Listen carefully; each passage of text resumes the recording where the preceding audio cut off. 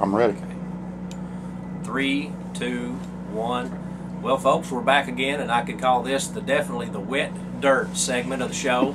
We've been out playing in the dirt kind of a little bit this week, leading up to the Prelude. Me and Dan's been hanging out at a few of the tracks, and of course, one of my all-time favorite drivers we happen to find up here playing in the dirt too. We found Kurt Busch. Kurt, how you doing? Doing good. It's fun to jump back on the dirt and meet up with these guys and just kind of get back to the roots of where everything started for everybody, and that's at the local dirt tracks and short tracks across America.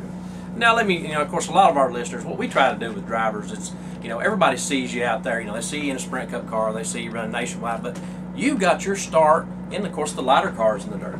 Yeah, really, it was just a family operation of going to the track and having fun. And my dad was a racer and raced a bunch of late model stuff on the asphalt. And when he got tired of that, he bought a couple dirt cars. And we had dwarf cars. And we ran around in the desert Southwest at some of the dirt tracks. And that's really just how dirt started for me, and all of racing started for me. And then we kind of switched over to the asphalt with not your normal asphalt car, but an IMCA modified. And we ran it on the asphalt with street tires. So, still pitching it sideways with a lot of horsepower. So that's really the only budget that we could afford. We weren't a big profile team, and having a hauler and a toter home and going to all the dirt tracks or asphalt tracks, we couldn't afford it. And of course, that's what we talk about with grassroots too. We see a lot of the tendencies, people want to get out, they want to race, they want to have a good time. It really doesn't cost a lot of money to get out and run like a Brownstown or a Cumberland Speedway or something like that. No, this is where, this is where the rubber meets the road. This is where the dirt and the tracks here in the Midwest or in the Ohio Valley are so cool to race on, with the way the dirt's prepared. The dirt can be, real sticky and gooey and give you that traction and put on a good show. So right here, in the Midland, it's really just about the dirt track. So there's that old cliche of asphalt's for getting there, dirt's for racing. This is where it comes true. Yeah, exactly. And of course, we always said for a long time, dirt's for growing potatoes, until we started getting out and kind of watching the grassroots, and you see the fans, you see the stands full, you see them cheering and going on. And it's one of them things we always preach to people on the show too. Hey, you can afford to go watch a dirt race, and you can afford to go watch Kurt Busch race a dirt race. Yeah, this was fun. Like when I was coming up, stopping at the coffee shop this morning, the lady's like, "So you're going to Brownstown?" Yeah. And she goes, "Yeah, that's where they have the state fair and all that." So it's just, you get that hometown feel when you're heading this way. Exactly. Now tell us a little bit about the Prelude and stuff like that. Now, of course, you've had a chance to get a couple of laps. Of course, Mother Nature, there's a few little acronyms we got for her, but she kind of brought us a little bit of wetness here, and there's a chance you might get on the track. But you just got out there to play around a little bit.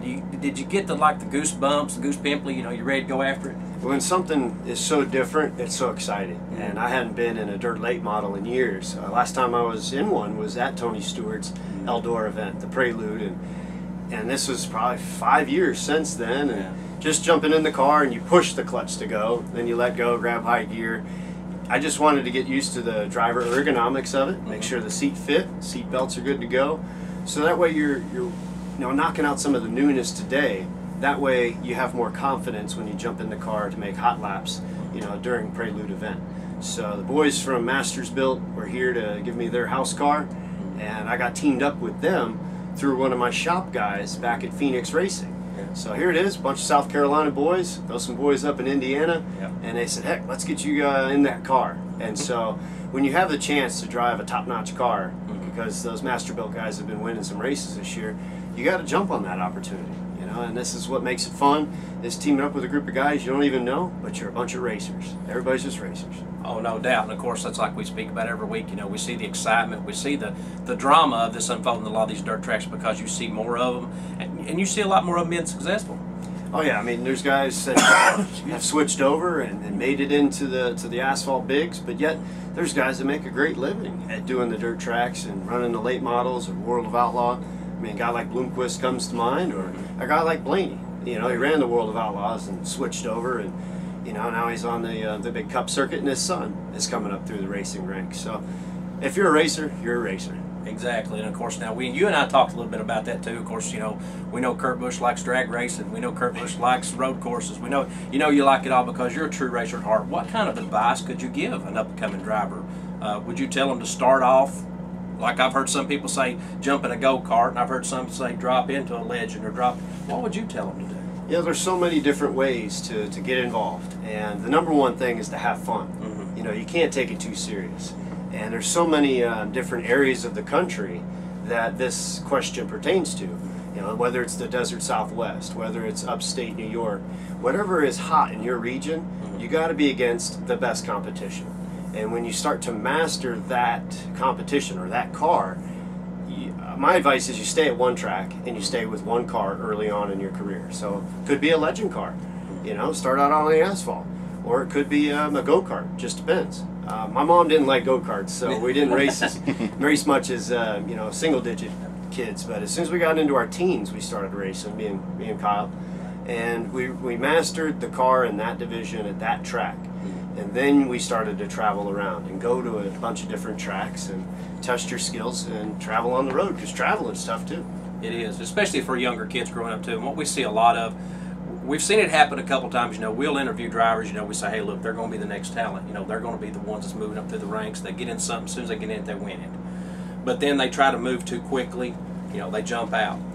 But it also seems here lately too, we've talked to a lot of drivers. We talked to a driver the other day named Clint King. You know, 16-year-old. He gets an ARCA car running for Venturini, and he's just absolutely just tearing it up. I mean, and he'd been running late models. And I asked him, I said, so what do you plan to progress to next? I mean, are you going to finish this season out in ARCA, or are you going to jump into something else? He goes, well, I think I'm going to stay in ARCA or late models until the right opportunity. He says, because really I can't drive anything until I'm 18 anyway. But he said, I need more seat time than I need going out and just doing stuff. And that's kind of what we see the trend. And we're starting to see a different generation of race car drivers come up. You know, same way that you came up, same way progress, you know, do it the right way. And another thing we see too a lot of times is the money thing too. But then again, younger drivers, you know, they go out and do this. It don't cost a lot of money. Yeah, there's so many different ways and different challenges. And the thing of it is when you're getting out there racing, you got to focus on that. But you also have to keep the future in your distant mind on what you have to do to make the next step. Then you wear the other hat of talking with sponsors and getting their involvement, or talking with suppliers on just even if you can get free batteries, or you know, different oil lines, or dry sump tank, or rear ends, you name it.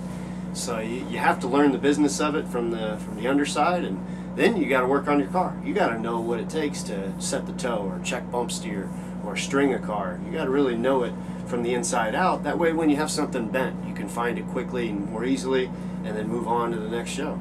And now, of course, too, observing you out here, you was talking to the guys, and you were saying, you know, what kind of springs, what kind of things. You obviously have a lot of background experience in that, because you know the race car. It's not just you don't just jump in the car and drive it. You know, they say, here's your key, go after it.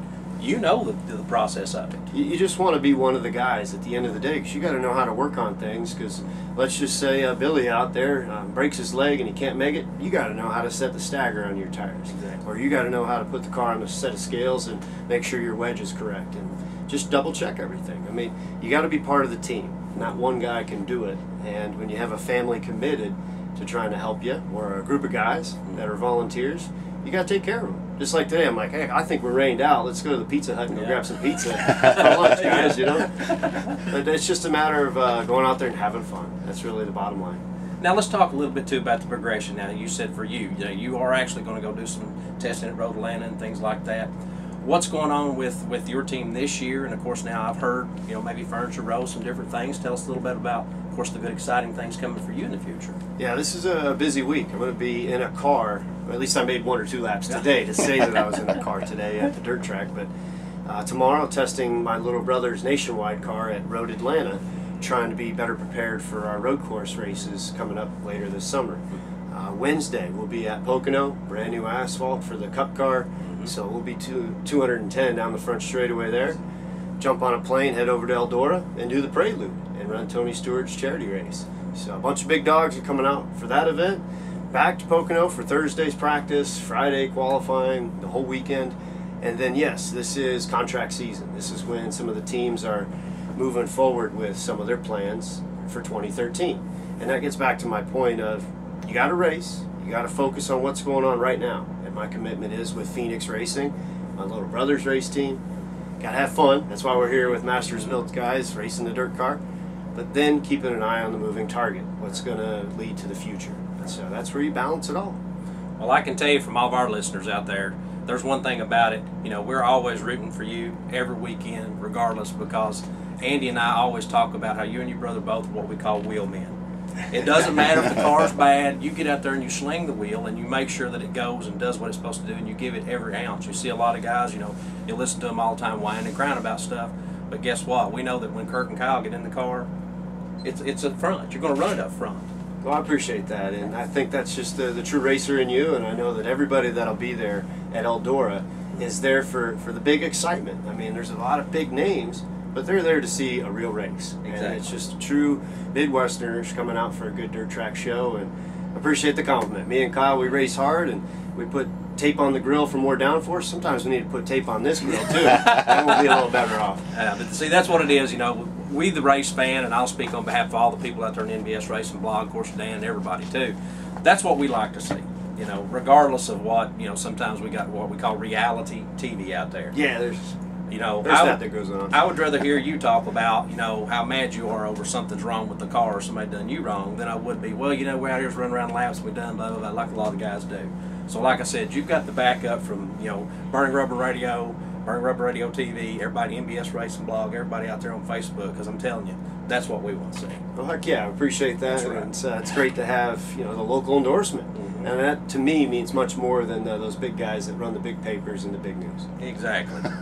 And there's one thing we got to do for you too. Of course, Kenny Wallace started this, and I hate to, you know, make you do something Kenny Wallace did, but I don't have the goofy laugh like you. But we always have all of our guests. You know, they always have to do one little thing. It's 3 famous words. You know, we were at Kentucky Speedway and we interviewed him, and of course he yelled it out and yelled it out and yelled it out and yelled it out, and eventually everybody's like wanting to run us out of there. But that's one of those things. You just got to go burning rubber, baby, and you got to say it out there, say it loud, say it proud, because of course Burning Rubber Radio TV, Burning Rubber Radio. We want the fans out there to hear you say it. Heck yeah, I was Kurt Busch, and I'm on Burning Rubber Radio. Woo, there it is, folks. And I tell you what, we're going to step out. We're going to pay a few bills. We'll be right back with more excitement. Woot.